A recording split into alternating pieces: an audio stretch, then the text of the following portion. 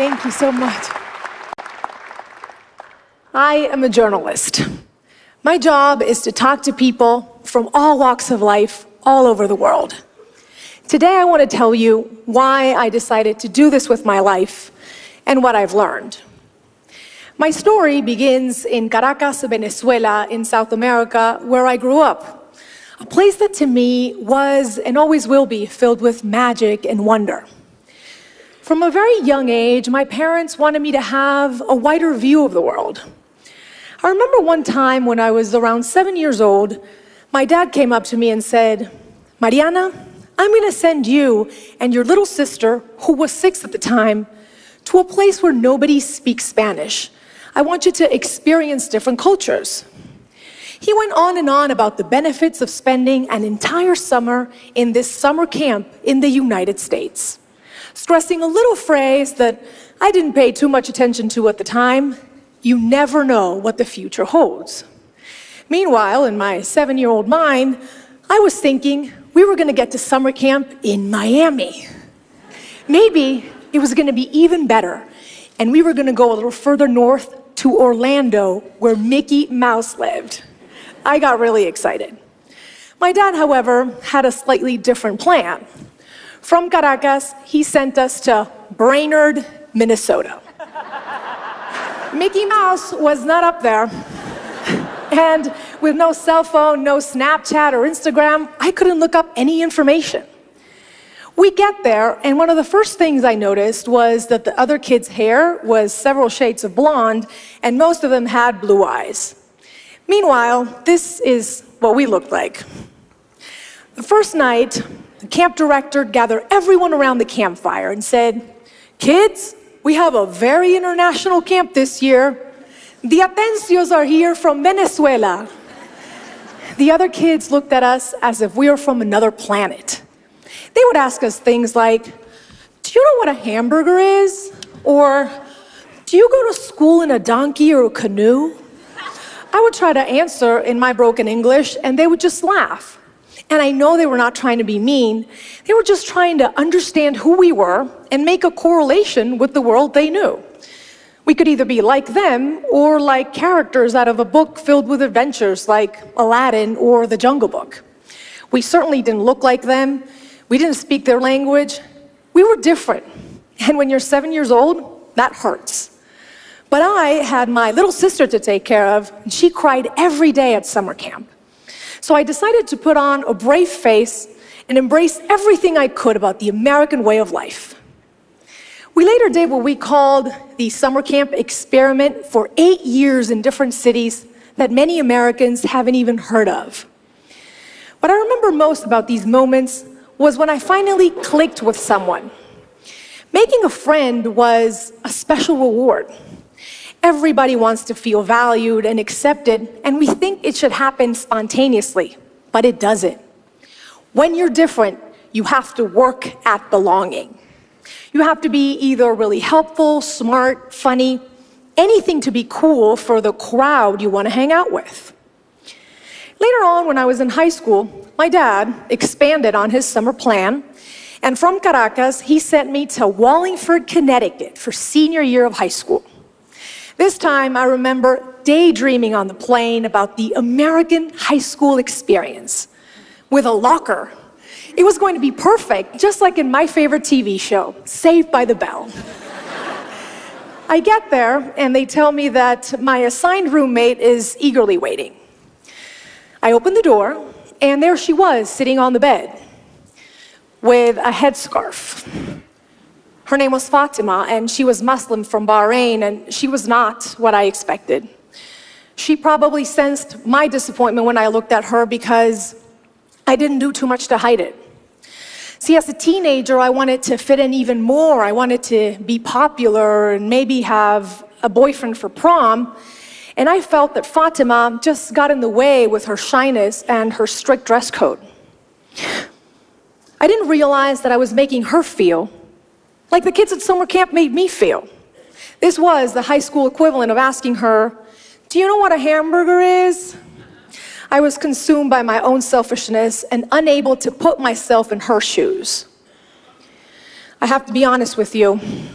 We only lasted a couple of months together because she was later sent to live with a counselor instead of other students. And I remember thinking, she'll be okay. She's just different. You see, when we label someone as different, it dehumanizes them in a way. They become the other. They're not worthy of our time, not our problem, and in fact, they, the other, are probably the cause of our problems. So how do we recognize our blind spots? It begins by understanding what makes you different, by embracing those traits. Only then can you begin to appreciate what makes others special. And I remember when this hit me, it was a couple of months after that. I had found that boyfriend for prom and made a group of friends and practically forgotten about Fatima until everybody signed on to participate in this talent show for charity. You needed to offer a talent for auction.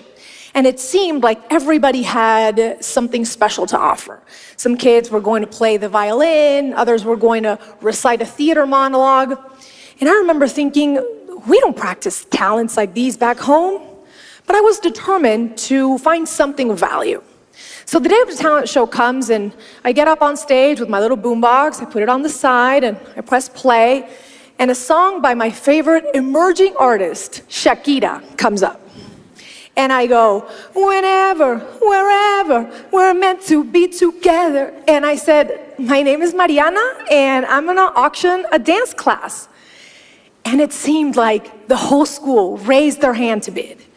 My dance class really stood out from like the 10th violin class offered that day.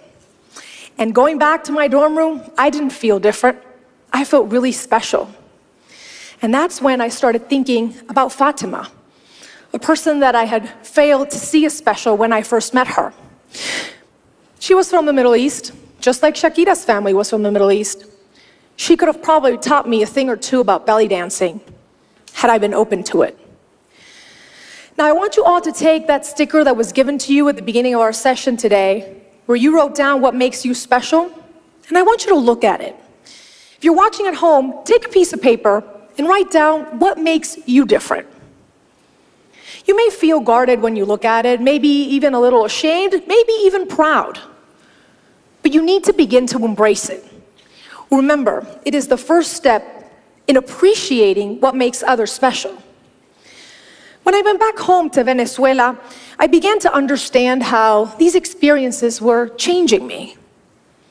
Being able to speak different languages, to navigate all these different people and places, it gave me a unique sensibility. I was finally beginning to understand the importance of putting myself in other people's shoes. And that is a big part of the reason why I decided to become a journalist. Especially being from a part of the world that is often labeled the backyard, the illegal aliens, third world, the others. I wanted to do something to change that. That was right around the time, however, when the Venezuelan government shut down the biggest television station in our country. Censorship was growing, and my dad came up to me once again and said, "How are you going to be a journalist here? You have to leave." And that's when it hit me. That's what he had been preparing me for. That is what the future held for me. So in 2008, I packed my bags and I came to the United States without a return ticket this time. I was painfully aware that at 24 years old, I was becoming a refugee of sorts, an immigrant, the other, once again, and now for good. I was able to come on a scholarship to study journalism. And I remember when they gave me my first assignment to cover the historic election of President Barack Obama. And I felt so lucky, so hopeful. I was like, yes, this is it. I've come to post-racial America, where the notion of us and them is being eroded and will probably be eradicated in my lifetime. Boy, was I wrong, right? Why didn't Barack Obama's presidency alleviate racial tensions in our country? Why do some people still feel threatened by immigrants, LGBTQ, and minority groups who are just trying to find a space in this United States that should be for all of us?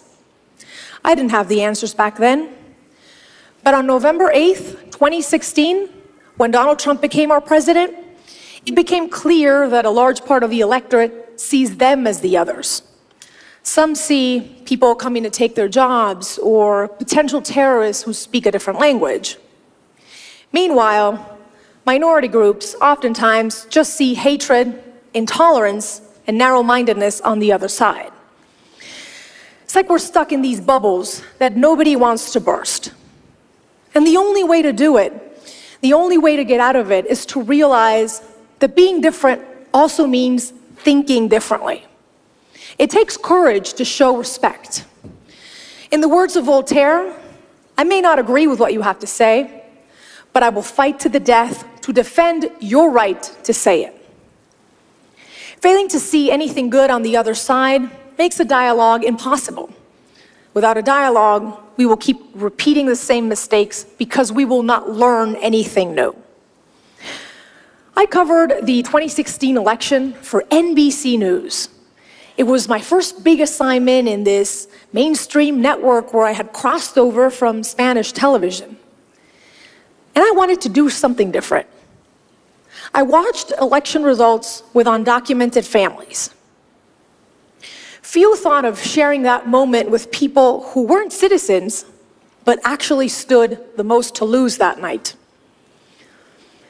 When it became apparent that Donald Trump was winning, this 8-year-old girl named Angelina rushed up to me in tears.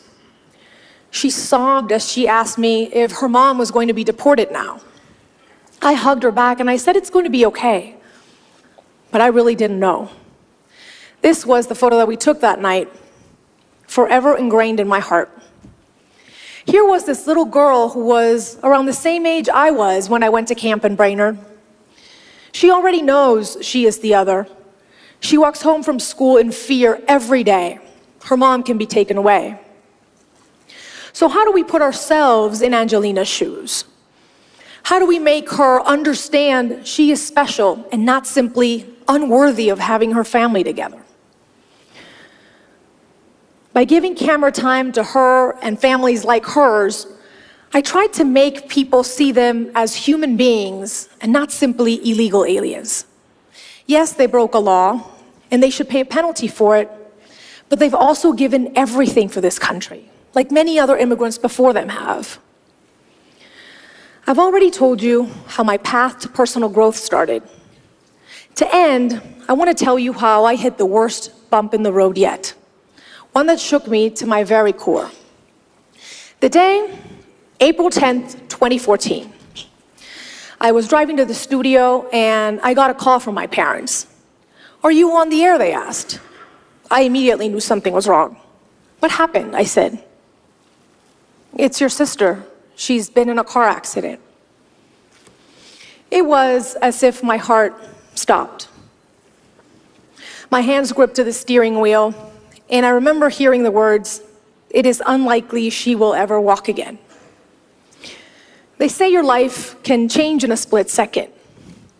Mine did at that moment. My sister went from being my successful other half, only a year apart in age, to not being able to move her legs, sit up, or get dressed by herself. And this wasn't like summer camp where I could magically make it better. This was terrifying. Throughout the course of 2 years, my sister underwent 15 surgeries, and she spent most of that time in a wheelchair. But that wasn't even the worst of it. The worst was something so painful, it's hard to put into words even now. It was the way people looked at her, looked at us, changed. People were unable to see a successful lawyer or a millennial with a sharp wit and a kind heart. Everywhere we went, I realized that people just saw a poor girl in a wheelchair. They were unable to see anything beyond that. After fighting like a warrior, I can thankfully tell you that today my sister is walking and has recovered beyond anyone's expectations. Thank you. But during that traumatic ordeal, I learned there are differences that simply suck, and it's hard to find positive in them. My sister's not better off because of what happened. But she taught me you can't let those differences define you. Being able to reimagine yourself beyond what other people see, that is the toughest task of all, but it's also the most beautiful. You see, we all come to this world in a body.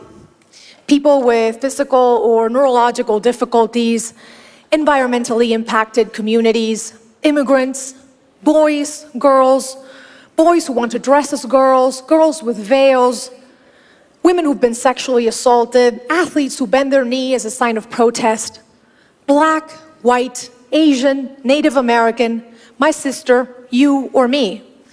We all want what everyone wants, to dream and to achieve. But sometimes society tells us, and we tell ourselves, we don't fit the mold. Well, if you look at my story, from being born somewhere different, to belly dancing in high school, to telling stories you wouldn't normally see on TV, what makes me different is what has made me stand out and be successful. I have traveled the world and talked to people from all walks of life. And you know what I've learned? The single thing every one of us has in common is being human. So take a stand to defend your race, the human race. Let's appeal to it. Let's be humanists before and after everything else. To end, I want you to take that sticker, that piece of paper where you wrote down what makes you different, and I want you to celebrate it today and every day. Shout it from the rooftops. I also encourage you to be curious and ask, what is on other people's pieces of paper? What makes them different? Let's celebrate those imperfections that make us special. I hope that it teaches you that nobody has a claim on the word normal. We are all different. We are all quirky and unique. And that is what makes us wonderfully human. Thank you so much.